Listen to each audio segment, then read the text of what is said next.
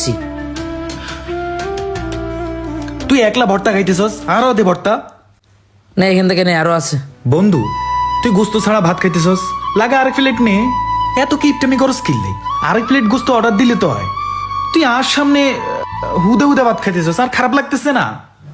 আমি ডাইল নিচ্ছি, সমস্যা নেই, তুই খা। বন্ধু আর মায়া লাগতেছে তো।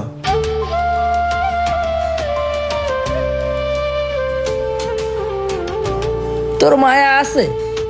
যাক, শুনে খুব খুশি হলাম, তোর ভিতরেও মানবতা আছে। শোন, আমি তোরে কিছু কথা বোঝাই। এখানে এসে 3 জনের 3 প্লেট গোস্ত নিচ্ছি। তোরাই মেসে আফসোস করতেছিলি যে অনেকদিন ভালো মন্দ খাস নাই। আমার শুনে খারাপ লাগছিল, তাই তোকে নিয়ে আসলাম খাইতে। তোরা বন্ধু বান্ধব সবসময়ের জন্য একটু রুট ব্যবহার করিস, এটা মানলাম, কিন্তু এই খাবারে হোটেলে এসে যে ব্যবহারটা করতেছিস সেটা আসলে মেনে নেওয়া যায় না। কিছু বন্ধু বান্ধব কিন্তু বন্ধু বান্ধবরে খাওয়াইতে চাই না বর্তমানে। কেন চাই না জানিস? এইসব কিছু কারণে।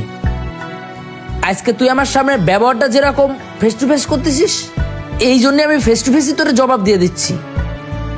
এই যে হোটেলে তুই খাবারটা খাইতে আইছিস, আসার পর থেকে তুই বলতেছিস যে গোস্তর পিস ছোট কেন, সুসা এরকম দিছে কেন, গোস্ত হাল দিলো কেন, আর 1 প্লেট ভাত খাইতে যে তুই আর 1 প্লেট যে গোস্ত অর্ডার দিতে বলতেছিস।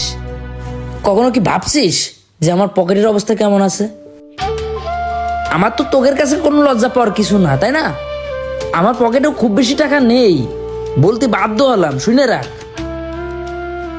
আজকে এই যে সবাই মিলে ভালো মন্দ খাচ্ছি না, এতে করে 10 দিন আমার রাত্রে ডাইল দিয়ে ভাত খেতে হবে না, কারণ আজকের খরচটা করলাম হিসাবের বাইরেই। কারণ আমার খাবারের বাজেটের টাকার থেকে খরচ করেই কিন্তু তোকে আমি খাওয়াচ্ছি। তোরা ভাবিস না খোটা দিচ্ছি, কিন্তু এখানে তুই যদি আরো 1 প্লেট গোস্ত অর্ডার দিস, তাহলে আমার জন্য একটু চাপ হয়ে যায়।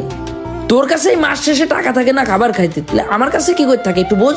একজন খাওয়াচ্ছে দেখেই কি চোখ বুঝে ইচ্ছা মতো খাতে হবে? তোর ফ্যামিলির থেকে হিসাব করে টাকা পাঠাই, আর আমার ফ্যামিলির থেকে কি হিসাবে টাকা পাঠাই? তুই যে পরিমাণে আড্ডা দিস, মাসের শুরুতেই তো তোর টাকা শেষ হয়ে যায়, পরে সারা মাস খাওয়ার কষ্ট করিস। বুঝে চলতে হবে বন্ধু। শুধু বন্ধু বান্ধব হইলে তো হবে না, বন্ধুর প্লেটে ভাত আছে কিনা, বন্ধুর পকেটে টাকা আছে কিনা, এগুলো তো ভাবতে হবে নাকি? এ বন্ধু, ওরে আমি বলছিলাম যে যায়া বেশি কিছু অর্ডার দিবি না। লিটনের কাছে টাকা নাই, ওরে খুব রিকোয়েস্ট করে রাজি করাইছি। ও যে এই জায়গায় আইসে এরকম করবে আমি বুঝতে পারি নাই বন্ধু। থাক, তুই কিছু মনে করিস না, ওর একটু জেনারেল নলেজ কম। বিষয়টাও বুঝছে। 2 বন্ধুরে খাইতে নিয়ে আসছি, ও একটা তুই একটা। ও খাচ্ছে, তুইও খাচ্ছিস। তুই যেখানে খাইতে আসিস পুরো হোটেলের লোক জেনে গেছে। যাই হোক, যা বলছি রাগ করিস না। এখন হয়তো বা কথাগুলো শুনে মনে চাচ্ছে তোর খাবার তুই উঠে চলে যাইতে, কিন্তু উঠিস না বন্ধু, কষ্ট পাবো না। তোরে জাস্ট একটু বোঝাচ্ছি যে এরকম রূপ ব্যবহার করবি না ভাই, কষ্ট পাস না, খা। বন্ধু এই লো, তোরটা তুই খা। তোর তো 2 পিসে হবে না, তুই এটাও খা। তুই খা, সমস্যা নাই, তুই খা। নে ধর, তুই আনতে আর 1 পিস। না না না না, তুই খা। বন্ধু আমার একটা সমস্যা আছে। কি?